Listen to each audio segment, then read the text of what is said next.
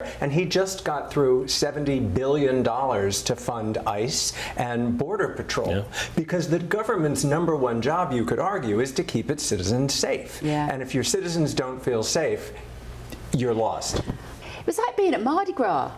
It's a very gay sport. I did not know that. Oh, well, then I'm in.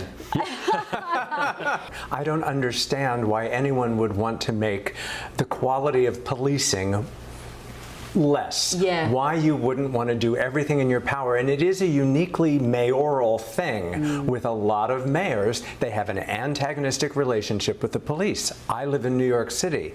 I know it firsthand from Mayor Mamdani. She continues to inspire and intrigue generation after generation. And I think that's because people emulate her. A lot of female stars, whether it's J-Lo, Madonna, Sabrina Carpenter, there's always a Marilyn wannabe. Every generation has a Marilyn wannabe, and men adored her. And with the exception of maybe Jackie Kennedy and Joan Crawford, her contemporaries loved her. You know, I interviewed her first husband, James Doherty, her co-stars like Jane Russell, her friends like Roddy McDowall, and everybody had good things to say about her. She was a child in a woman's body. But the thing that strikes me about Marilyn was her capacity for others. She had a great close friendship with Ella Fitzgerald and helped save her against racism and racial acts. Like, thanks to Marilyn, Ella was able to perform in clubs that she wouldn't have otherwise been able to perform in.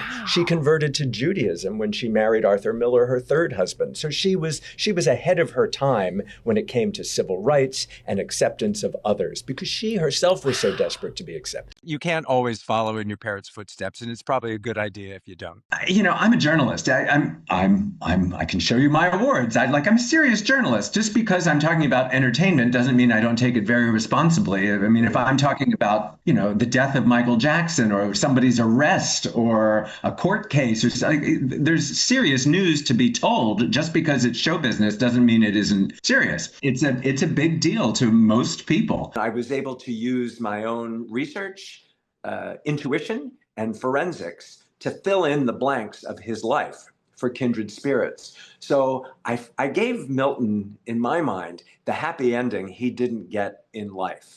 Interestingly, Hugh Jackman was at that same wedding, and we ended up singing together for the bride.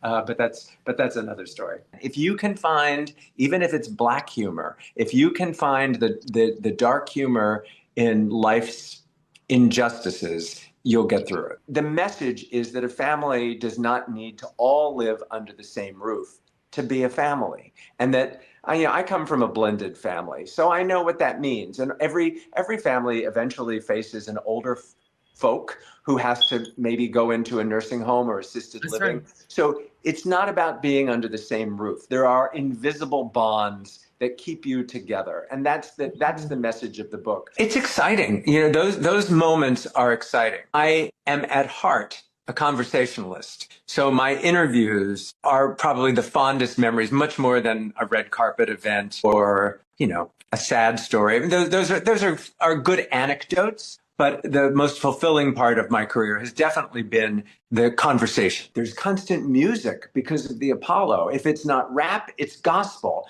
If it's not a siren, it's a protest going down 125th Street. There's always something going on. So I put that into the story as well. It's very much a Harlem, New York City story, although it's about plants and critters. Each generation gets a renewed interest in it, and that's what keeps it alive. And I always point out, as much fun, and it is strangely fun, as entertaining as it is to immerse yourself into Titanic lore, we do have to remember that it was a tragic event, that 1,500 lives were lost, and even for the over 700 of lives that were saved, they were forever traumatized. There was a lot of into that in the book. There was a lot of post-traumatic stress, a lot of survivor's guilt.